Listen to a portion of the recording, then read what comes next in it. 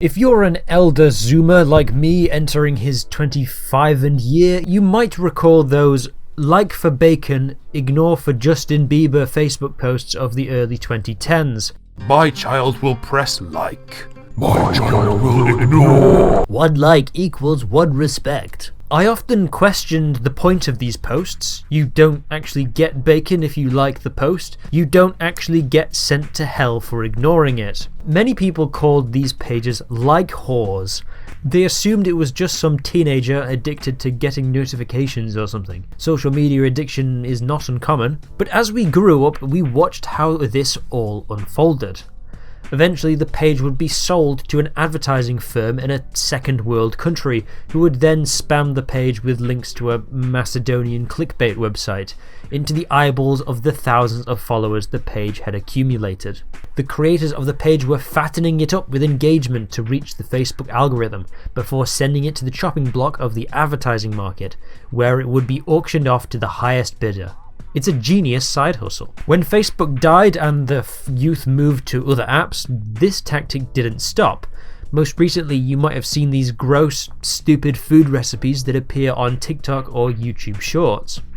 No surprise, they're actually all done by the same group of entertainers who turn up in each other's videos. To be provocative, offensive, or just downright confusing is how you get ahead in this engagement-driven media scene we are living in these days. Imagine how good your life would be if you had a 26-year-old nursing assistant by your side. Now replace S with N.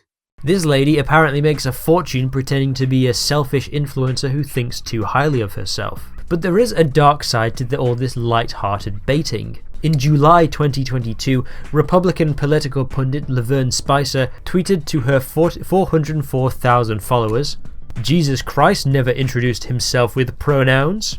The Twitter sphere were quick to dunk on her by pointing out that, yes, Jesus did in fact use pronouns.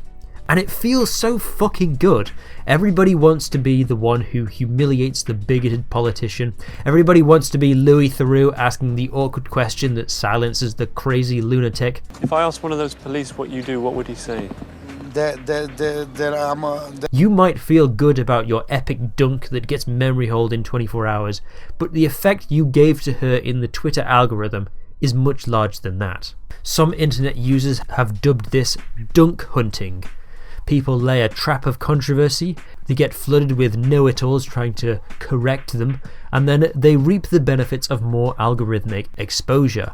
Dunk hunting encourages feelings of smug superiority. I've literally done it before on my main channel. I might occasionally mispronounce a word to encourage people to correct me in the comments to boost engagement. Like I don't know how to say the word cello, please. A less egregious but just as effective example is this graphic published by the Conservative Party in the run-up to the 2019 general election. MPs must come together and get Brexit done, in the hideous typeface of Comic Sans. Twitter once again went into mockery mode. It's an ugly font, it's a primary school font, the social media team have given up, Conservatives have no taste, blah blah blah blah blah. But the Tories have already won. You've already boosted the post and thus the Conservative Party's account in the algorithm, making it more likely they'll show up being recommended to someone else. Someone who might still be deciding who to vote for and thus be convinced by the posts they now see. They repeated this tactic in 2024 with semi-ironic TikTok edits set to Little Dark Age and other modern meme songs. If you want to employ this tactic yourself, crafting a good bit of Ragebait is quite easy. My friend Maddie proved it in September 2022. Walkable Cities is a dog whistle for fat phobia. It went viral with 1,600 replies and 5,700 retweets and has since shown up all over the internet mocking her. The trick is, you say something that is completely and utterly wrong to most people, but an extremist version of what a small vocal minority actually believe. No, pedestrian streets are not a ploy to exclude obese people from society, but there is a movement of people who do believe that efforts to encourage healthy living are a personal attack on the obese. Here's another one that's even better. Why the fuck are we paying taxes if we get literally nothing in return? 283,000 likes, 2,500 replies.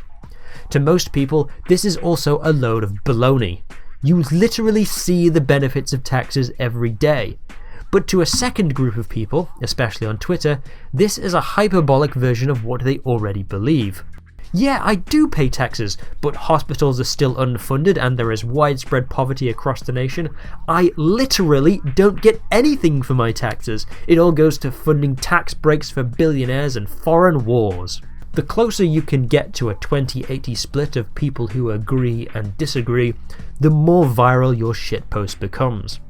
My challenge to you is to play your part in minimizing their impact. Treat them like a petting zoo. Look, but don't touch.